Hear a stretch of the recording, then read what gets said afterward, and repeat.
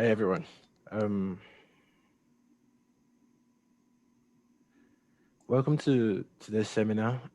Thank you all for attending, and thank you, Dr. Simonson, for the introduction.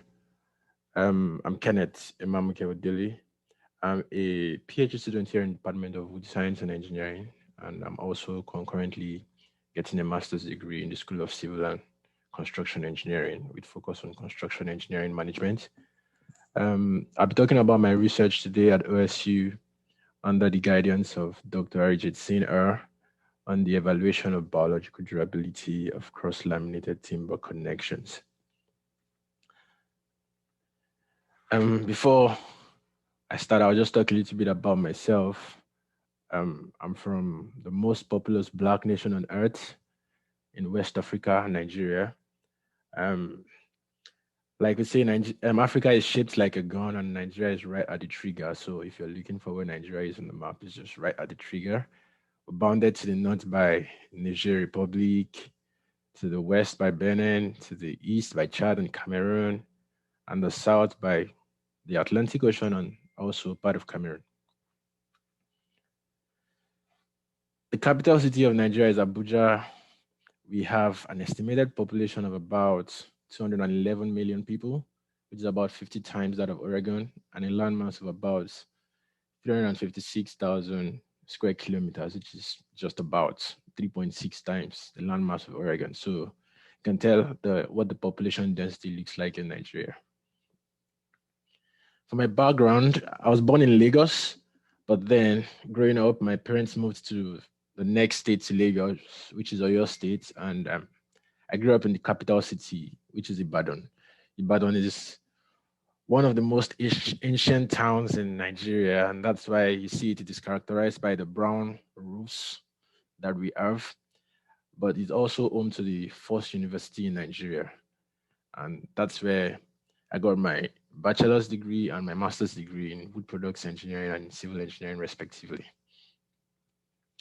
So, back to the business of the day, talking about the evaluation of biological durability of cross-laminated timber connections.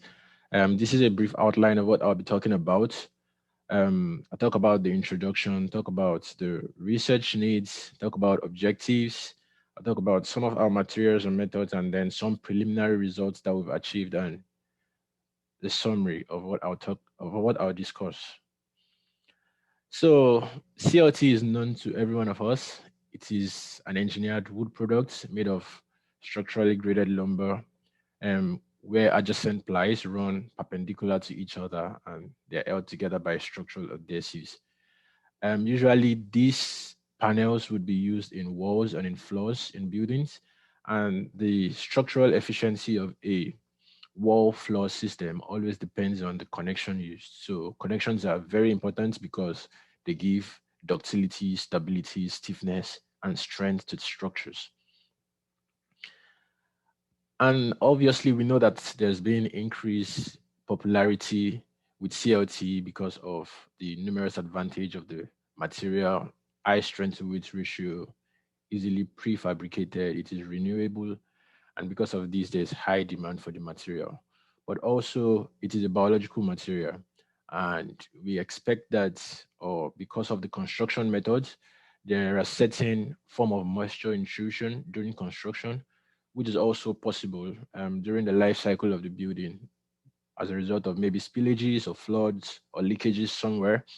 And this would put the material at risk of biodeterioration or decay. And these are basically the factors or conditions that need to be met for decay to occur in CLT or in any biological material. First, you need the material or food for these decay organisms. Then we need moisture in a proper temperature for wood. Moisture would probably be once we are above fiber saturation point. And then we also need good temperature. Between 25 to 30 degrees Celsius would be very good for um, fungi, because in our case, we are actually concentrating on fungus. Although there are other biodeteriorating agents like bacteria, wood borers, or termites, but for this study, we're focusing on fungi. And also, we just need time. Over time, we'll just find out that the strength properties or mechanical properties of this material begin to decrease because of the effect of these organisms. So what our research needs, what we're trying to achieve here is we're trying to ensure that the materials that we're using are at least close to what we see in real life structures. So we're trying to make replicas that are at least proportional to real life structures. And then we're trying to make sure that we have decay conditions that are constant over the period where we study these materials. And also for our evaluation methods, we've seen um, previous durability studies where we just eyeball or we just they just try to evaluate based on maybe loss in mass or just eyeball to see for growth of mycelium. But for our case, we're trying to evaluate what the mechanical properties of the materials would look like with mechanical tests, and that's why this study is one that has never been done before. It's so trying now to characterize what the mechanical properties of these materials will look like when they're degraded by these biological agents. So what are the objectives of this research? First, we want to develop a method to characterize biological degradation in CLT, and I'll be talking a lot about this method today. We also would like to evaluate the extent of decay in CLT caused by brown rot fungi. And then we want to evaluate the performance of shear connections in decayed CLT assemblies over a period of time. We want to evaluate the dowel bearing strength of CLT upon degradation by these biological agents, and then we want to develop statistical models and calibrate engineering models that would help us adequately predict the effects of decay in CLT. So talking about the methods, we are using 4 species of 3-ply CLT. We're using Douglas fir, Norway spruce, spruce pine fir, and southern yellow pine. Douglas fir and southern yellow pine are CLT manufactured here in the US. Norway spruce is a European species, while SPF is a Canadian species. So we're trying to make sure that we have an idea covering all CLT species across the world.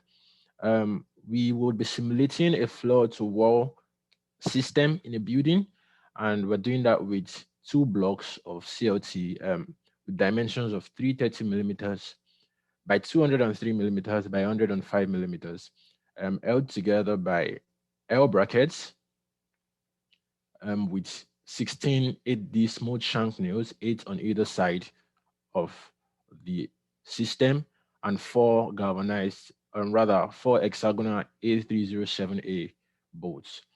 I'll talk about the connection more in details here.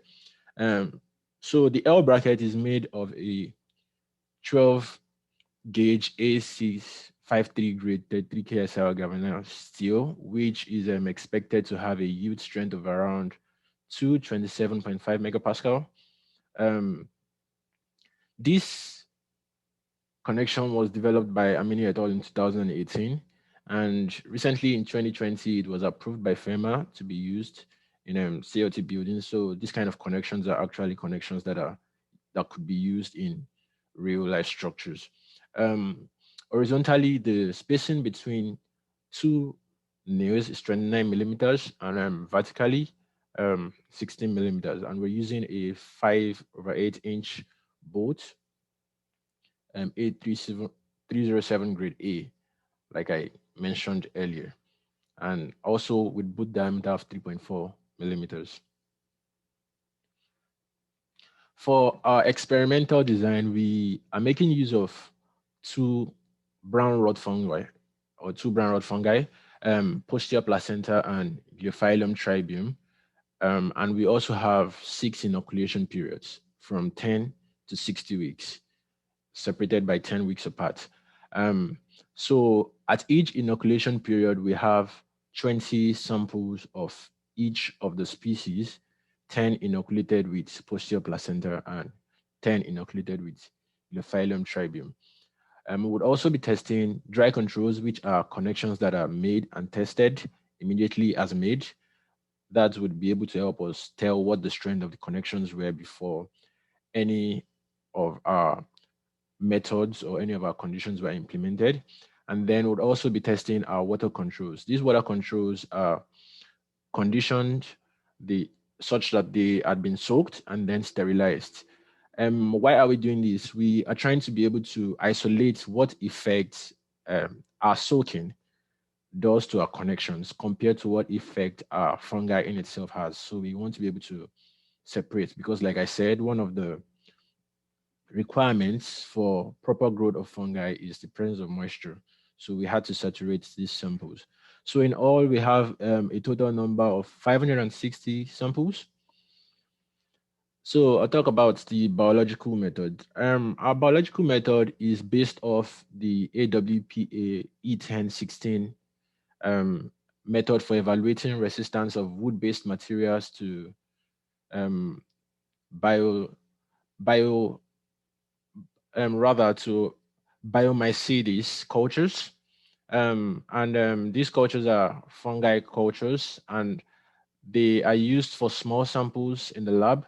But in our case, we had to make some changes to these experiments just to be able to accommodate our large sizes.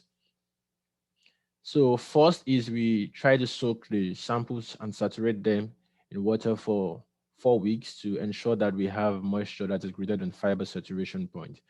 The period of 4 weeks wasn't just peaked; it was due to some preliminary tests. We had soaked some samples and had monitored the progression in which they had absorbed moisture over the period. And we noticed that by 4 weeks, all the samples had gained moisture that was enough or that was suitable for fungi degradation.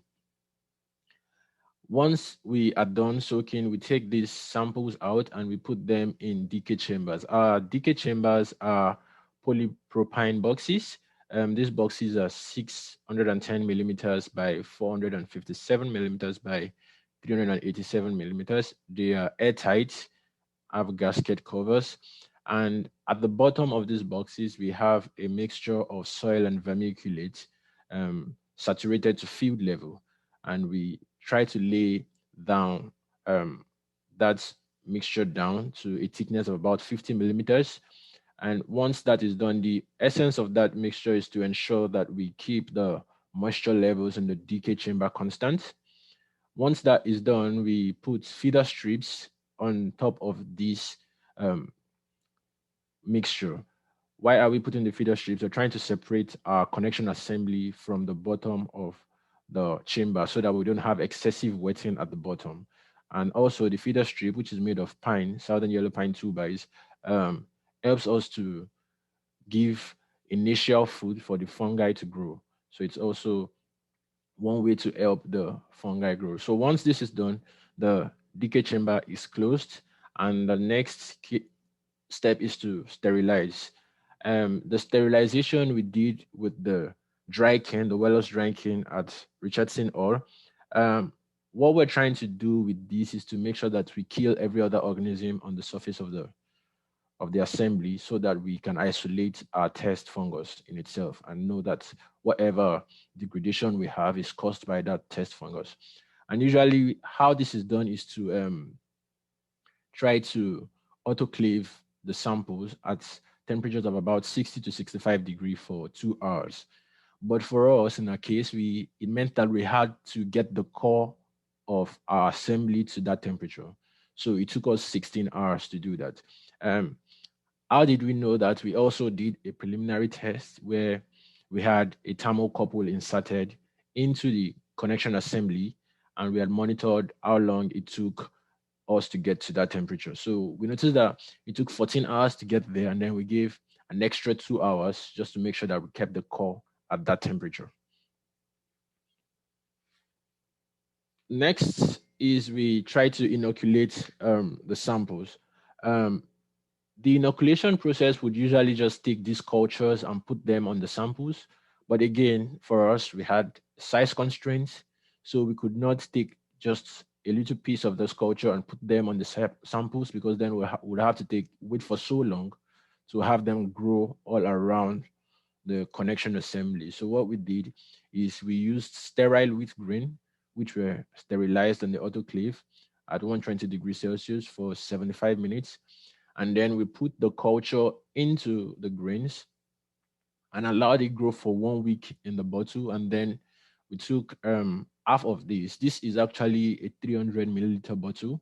So we took half of that and evenly distributed it across the connection assembly. So we have 150 milliliter of these grains that already had the fungus growing in them on the connections. And this we did in this sterile flow hood to ensure that we avoided any form of contamination. Next thing, I'll talk about the cyclic testing experimental setup. Once we have our blocks inoculated, we harvest them, clean them up, dry them, and then we test them. And first, we're performing a cyclic testing on each of the blocks. And we do this with the MTS Universal Testing Machine at Richardson Hall. The machine is designed to apply a vertical load or vertical loads. So for us to properly evaluate this, because we're trying to test the blocks in lateral direction, we have to orient it so that the vertical loads from the MTS translates into lateral forces on the connections. The setup, we have a back stiffener here. We have these C clamps and we have the top fixing plates, all trying to make sure we prevent rotation and uplift in the floor element. And then we have the top plate and the bottom plate holding this wall element in place. And the top plate also takes the load from the actuator and transfers it to the wall element. We also have a resting block down, which gives a gap of 127 millimeter, so that by the time this wall element is displaced, we have enough space and we're not eating the table. For our loading protocol, we made use of the cyclic abbreviated Curie basic loading protocol. We had 41 total cycles with a maximum displacement of 38.1 millimeters, and we are going at a rate of 14.4 seconds per cycle.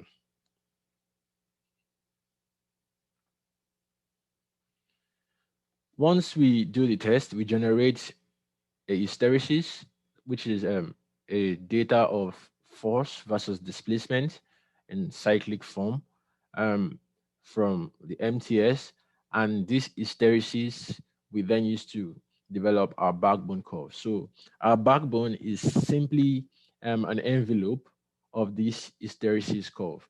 So for us to develop the backbone, we take the maximum displacement and force at each of the primary cycles and we plot that against each other, and that gives us this envelope for each of the hysteresis that we generate. Then we use our ASC 41 trilinear curve. So our ASC 41 trilinear curve is a guide for engineers to evaluate seismic performance of existing buildings. So this curve is defined by three linear segments. We have the elastic segment, we have the post-yield plastic segment, and we have the post-peak plastic segment. But the ASC 41 does not give any procedure to determine these three segments. So the user is left at their discretion to define methods which will help them define these three segments. And for us, we use common methods that have yielded results in time past. We define our elastic segment by the ASTM D5764, which is the 5% offset method. And what we do there is to get the initial stiffness of the linear portion of this hysteresis. We get the slope of the backbone, rather. We get that slope, and then we offset that slope by 5% of the fastener diameter. In our case, we are using 5% of our nail diameter. And once we do that, we plot another linear line, which is with the same slope until it touches our backbone curve. And the point where it touches our backbone curve, we define that point as our yield point. And then from there, the second segment is the segment that comes from the yield point to the maximum point on the backbone curve. And then the third segment is the segment that comes from the maximum to the ultimate point. And our ultimate point, we define this using the ASTM E2126 as the point where we still have 80% of the maximum strength in the connection. So once we get to a point where we go past 80% of the maximum strength, we break this curve. So that defines our third segment for us. Now, once we have these segments, we connect the yield point to the origin and then connect the yield point as well, which gives us the first linear portion. Then from the yield point to the maximum gives us the second linear portion. And from the maximum to the ultimate gives us the third linear portion. And we get the stiffnesses of these three different segments defined by K0, K1, and K2 respectively. We also defined our deformation as the ratio of the displacement at the maximum force to the ratio of the displacement at the yield force. And for our energy, we define that as the area under a hysteresis curve. So for our dry controls, these were some of the results that we had. These were the mode of failures that we observed. Um, Majorly, it was governed by withdrawal of the nails, and then we also had nails yielding. We have fiber damage, and in some cases, about 30% of the time, we'll have the nails breaking. This is a hysteresis of the four different species of wood for the dry controls that we used. Um, we noticed that here the Douglas fir and southern yellow pine tend to give the maximum resistance or highest maximum force. Um, we had an average of 32,000 Newton in Douglas fir and 30,000 Newton in southern yellow pine. And SPF and Norway spruce gave almost similar result with like 27,000 in Norwegian spruce and 28,000 in SPF. Um, these are the ASC trilinear curves generated from these samples. Um, and from these curves, we are able to see that first, our yield force excuse me, for Douglas fir was around 19,500 newtons, and the average for Norway spruce was around 17,000 newton. The same thing average for SPF was around 17,000, and for SYP was around 18,000 newton. While the maximum force for Douglas fir, like I said, was 32,000 newton. In Norway spruce, it was 28,000. In SPF, it was 27,000, and in SYP, it was around 30,000 newton. These could all be down to, or could all be traced down to the properties of the material in yourself, the specific gravity and the mechanical properties of the individual species of wood that were used. But also, we could have the effect of some methods of manufacturing the CLT on this, which I can't really tell. For our initial stiffness, we add an average of 5,300 Newton per millimeters in Douglas fir, 4,700 in Norway spruce, 3,900 in SPF, and 4,300 in SYP. Um, Still follows closely the trend that we had um, in the yield and maximum force. And then we also noticed that with the three linear segments of the ASC, as we go from the elastic segment to the post yield plastic and then to the post peak plastic, stiffnesses actually drop.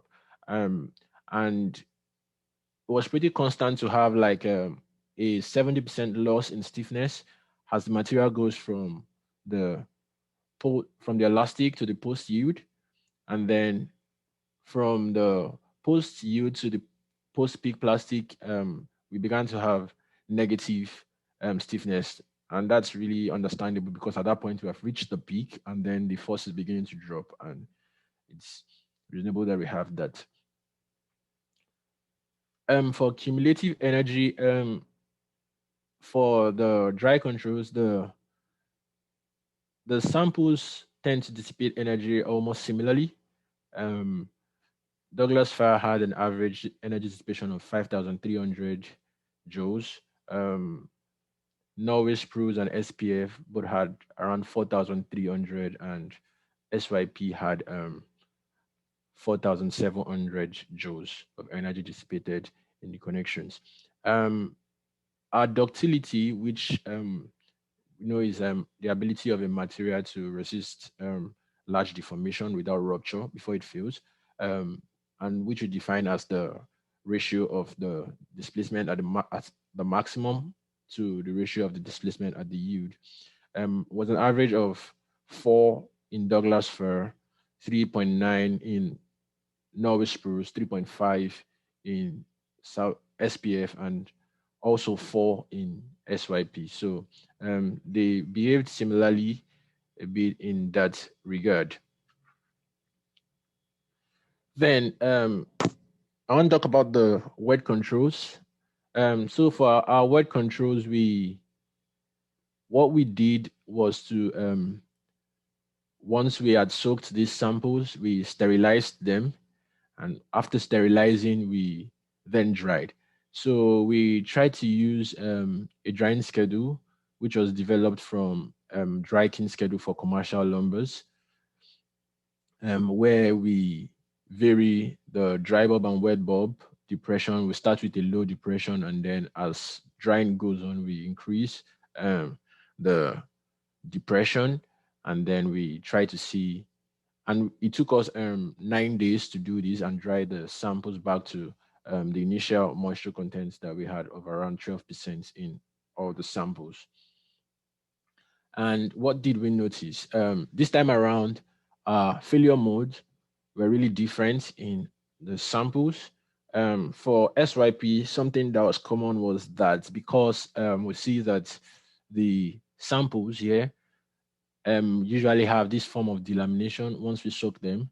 So basically, once we apply stresses, the middle lamella, which has been delaminated from both outer cores, is usually under so much stress, and it's usually easy to have this failure just along the grain, where as the cyclic force is applied. For Douglas fir, apart from drying stresses and these little cracks that we had, um, the wood itself remained healthy, but then would have the nails breaking really fast. And this um, was one weird thing about this was that this usually happened with Douglas fir very early in the cycle. Um, the others would still go a little longer before they fail, but Douglas fir had just had the nails breaking very early in the cycle. With SPF, it was really similar to Douglas fir, some fiber damage, nail breaking, and then it fails. But then Norway spruce, we have this um, form of failure. And like I said before, maybe I've not mentioned that of all the samples that we used, of all the species, Norway spruce is the only one that was edge glue. So these could probably be attributed to accumulated stresses as a result of swelling and shrinking when we dry these samples, and that's why we have probably splitting in the material itself this way. And these were what we kind of had for the results of the wet controls. Um, Basically, we had maximum force of around 10,000 newtons in SYP and around 8,000 in all remaining three. But then Douglas fir sometimes would just fail early in the cycles, like we see it here. At this point, it had reached the peak and had already started coming down, while the others still got a little bit displaced before they failed. And this is a trilinear curve of the 4 different species. And from this trilinear curve, we are able to see that, like we did, our yield we had an average yield strength of about 4,800 in Douglas fir. In Norway spruce and in SPF, it was around 5,000 and 4,800 respectively, while in Southern Yellow Pine, that seemed to be the highest at this point. It was about 5,800. Maximum force reach was highest in Southern Yellow Pine. It was about 9,500. Um, Douglas fir was the lowest. It was around 5,900. And then Norwegian spruce and SPF around 6,400 in each cases averagely. Also, there was considerable drop in the initial stiffness.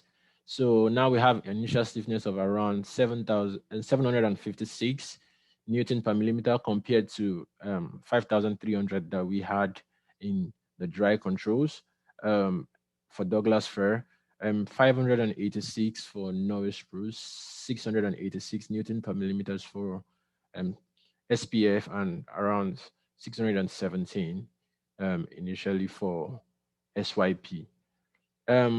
The trends with the ASC trilinear curve going from the elastic to the post yield and then post peak still follows the same trend. We still had the highest stiffnesses in the elastic region, and then this stiffness dropped as we proceeded to the post yield segment and then to the post peak segment. It kept on dropping, and the failure this time around in the post peak segment was much higher because now we had most of the samples failing really abruptly. Um, Cumulative energy also followed almost similar trends, but then one thing that was noticed was that if you see, like for the Douglas first sample, we noticed that the cumulative energy at this point um, is constant. That's because at this point, energy was no longer being dissipated because at that point, all of the nails had failed, and now we just had nothing to resist force. So um, cumulative energy remained constant, but then they all followed the same trend, but this time around also very low. The average cumulative energy dissipated in the Douglas first sample was 490 joules, while in Norway spruce and SPF we had 999 and 950 joules respectively, and the highest was in SYP we had 1,200 joules of energy dissipated. Ductility also reduced a bit. Um, this time around, the average ductility in Douglas fir was the lowest. It was 2.2. That's because, like I said, Douglas fir was failing early in the cycle. So it was the region between the elastic and the yield was really short. Also for NS and SPF, we had averages of around 2.6 and 2.9. And also for SYP, we had an average of around 2.8 in ductility. The other test that we were performing is the dual bearing strength test. This test also makes use of the 5% offset method, like I described earlier, to get the yield load and to get the ultimate load. But we are yet to perform any of these tests. So the next time that I probably talk about this research, hopefully, we would have had some of these tests conducted, and I'll be able to share the results with you. Also, with the inoculated samples, we have the samples inoculated and some have been harvested, but because of this, which is a comparison of the dry controls and the wet controls, we see the big loss in strength properties of the wet controls compared to the dry controls. We are waiting to probably nail down another drying schedule and see if there are better ways to dry our connections so that we don't lose that much strength. And then once we are able to establish this drying schedule and methods, we'll then be able to test the inoculated samples. Um, in summary, we see that maximum load, we had a drop of 77%, average 77% in Douglas fir, 71 in Norway spruce, 71 in spruce pine fir, and 69 in southern yellow pine. For our initial stiffnesses, we lost around average of 85% across the samples. Highest to be Norway spruce, 88%. And for our energy dissipated, there's an average strength loss of 77% in Norway spruce, 78 in spruce pine fir, 75 in southern yellow pine, and a big 91 in Douglas fir. So we're hoping that once we can nail down a new drying schedule to help, then we can go ahead with the remaining part of the experiment.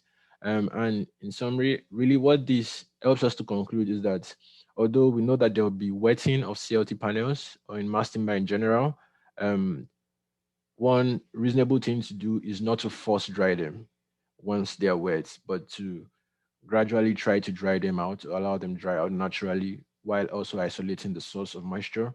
And that way, we probably not have so much damage to our system.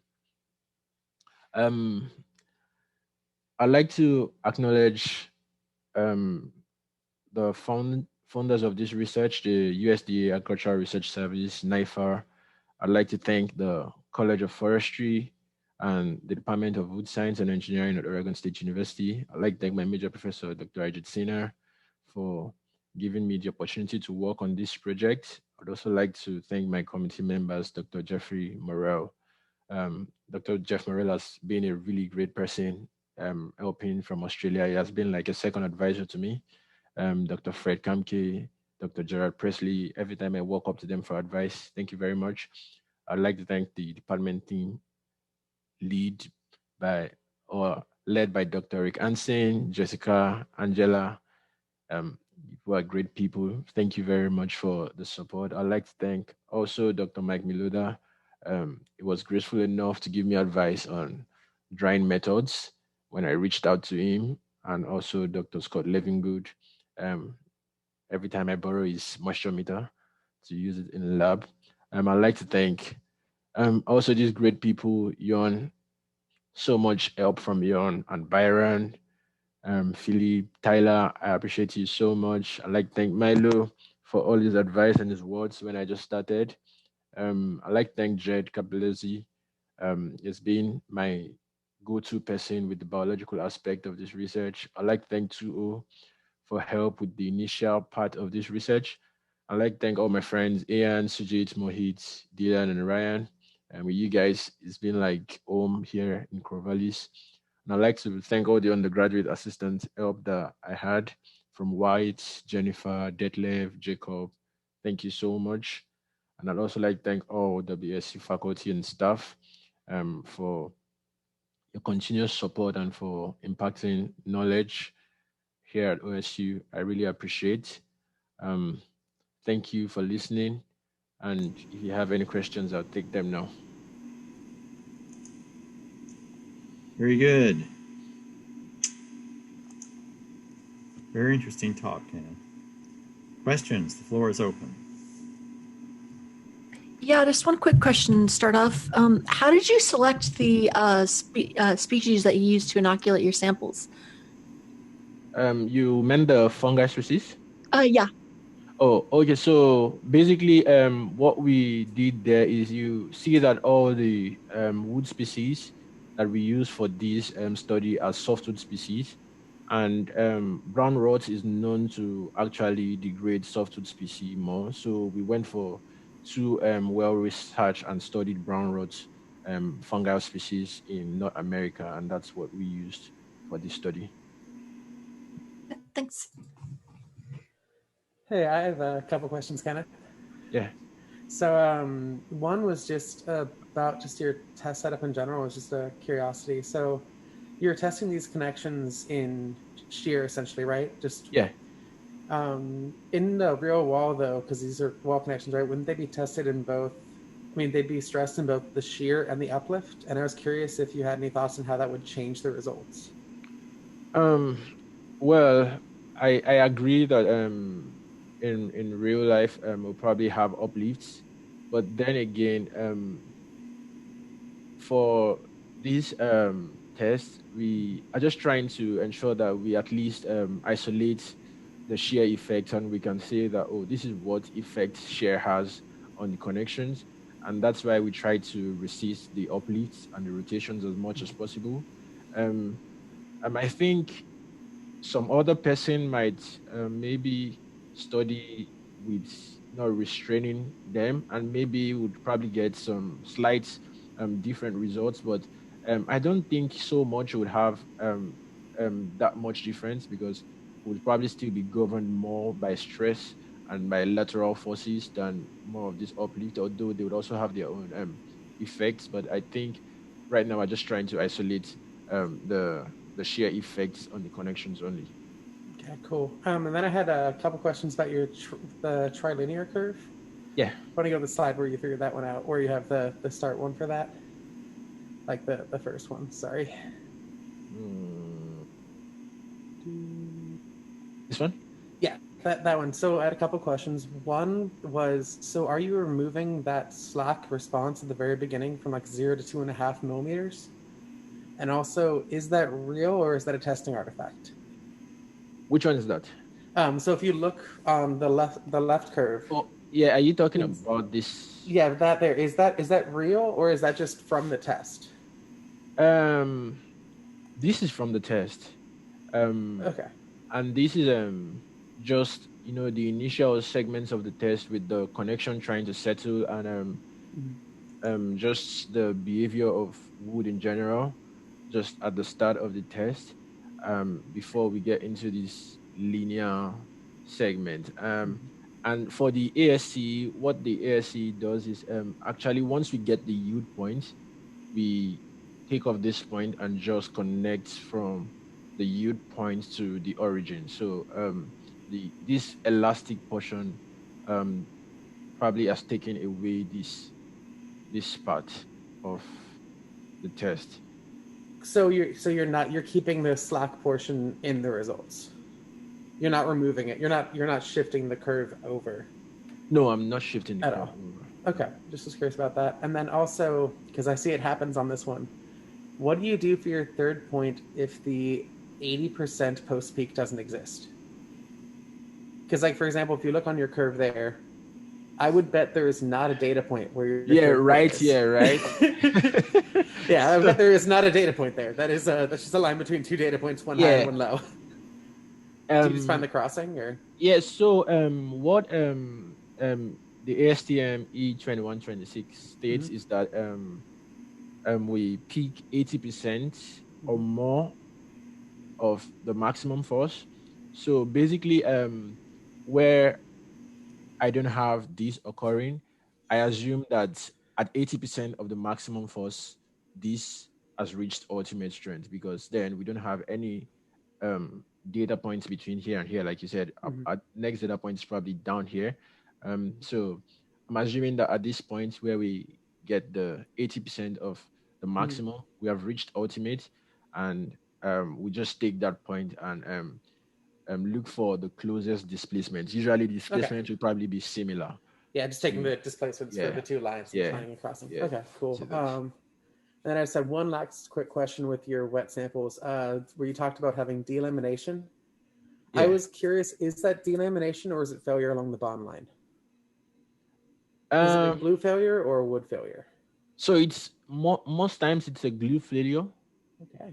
It's not a wood failure, because most times we had this failure even before we tested. So it was a case where the glue had given way, and we just had the connections at the bottom part holding the middle lamella. If these connections were not there, the middle lamella would probably have fallen off at that point.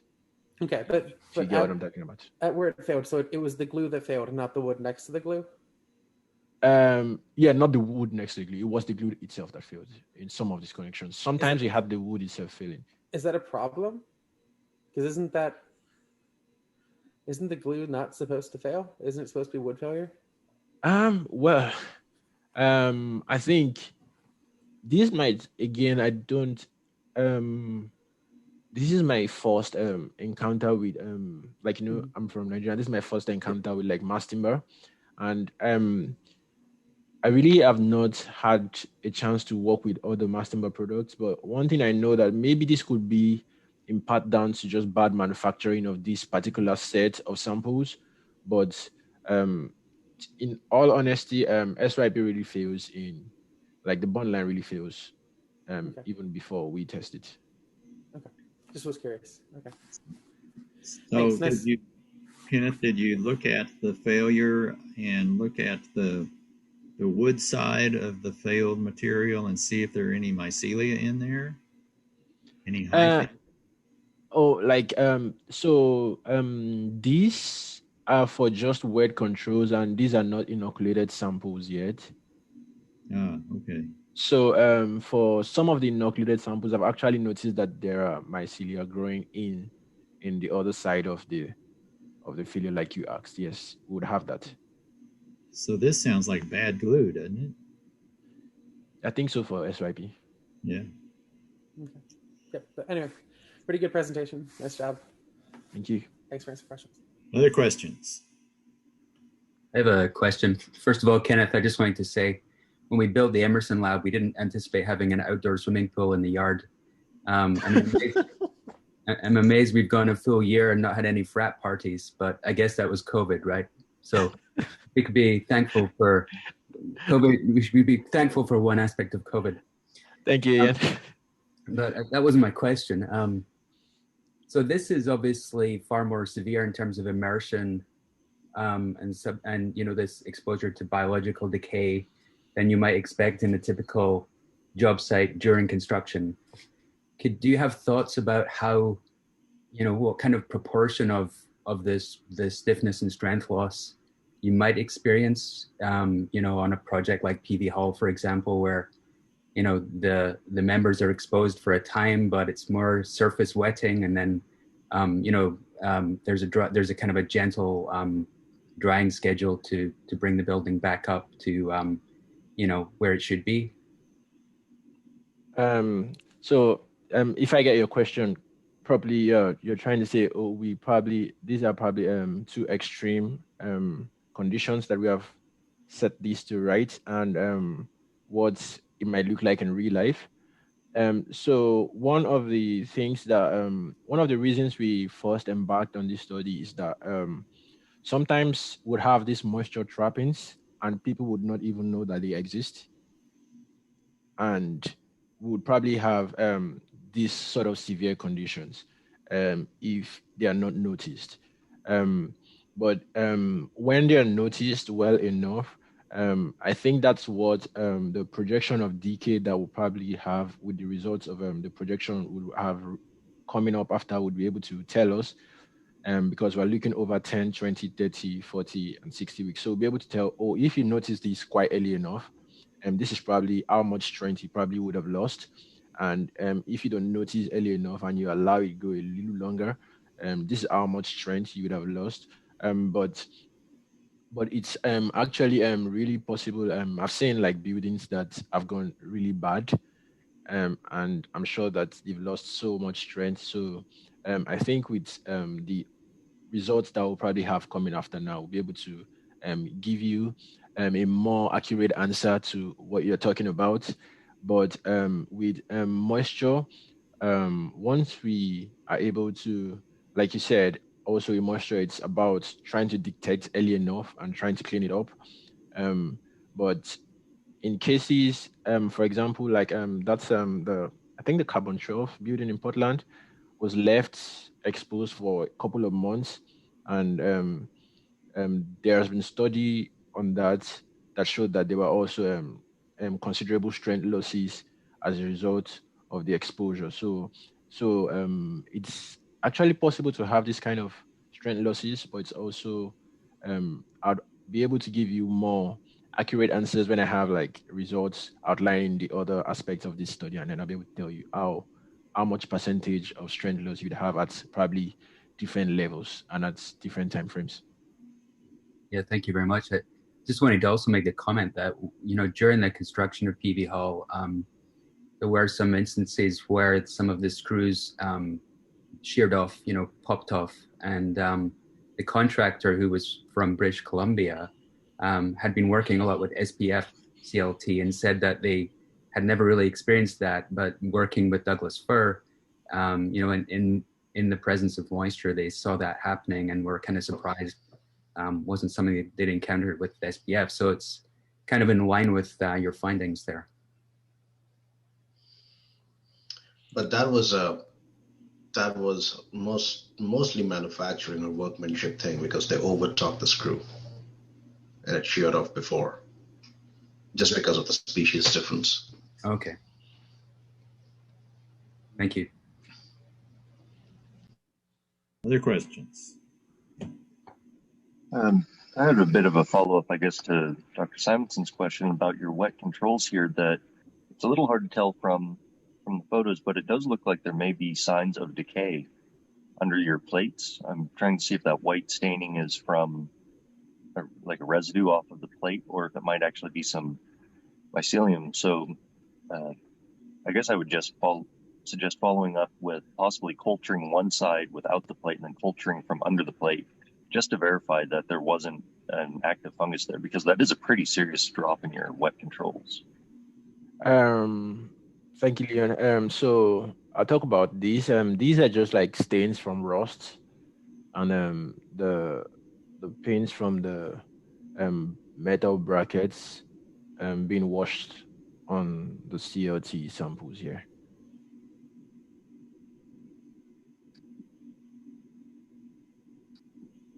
Yeah, okay, that makes a lot of sense. And also just to commend you on expanding the AWPA E30 up to the size that you have. That was, just for anyone that doesn't know, this test was built for using 19 millimeter blocks. So seeing Kenneth's project in action has been very impressive. Thank you, Leon. Yes, good job. Any other questions? I have a question. It's Sina here. Great presentation, Kenneth. It was very impressive. So I'm curious to know, first of all, why did you select these type of connections? And if you think that the results of the research can be applied to other types of connections, or it would be different for them, if you have any opinion on that. Thank you, Sina. So for that, like I said, we are trying to evaluate a floor-to-wall panel system, and majorly in floor-to-wall panel system, what you see is shear connectors like this, because these systems resist shear forces, and that's why we went for a shear connector. And this shear connector that we chose was one that was researched by, like I said, Amini et al. for seismic provisions in mass timber structures earlier on, and it was found that these connections like yielded good result, and that's why we decided to study these connections, and just to be able to follow up on the fact that these connections were recently also approved to be used in these buildings. But I also think that if and when we get the results from this study, they are probably going to be applicable in other type shear connectors. Great. Any final questions? We're approaching the magic hour of noon. Any other questions? Last one. Last call. Okay, thank you very much, Kenneth. Good talk. Thank you, everyone, for your interest and good questions. Yep. Thanks, Kenneth. Thank you. Join us again next week in Dead Week for Tiana, and I'll see you then, if not sooner. Bye-bye, everybody.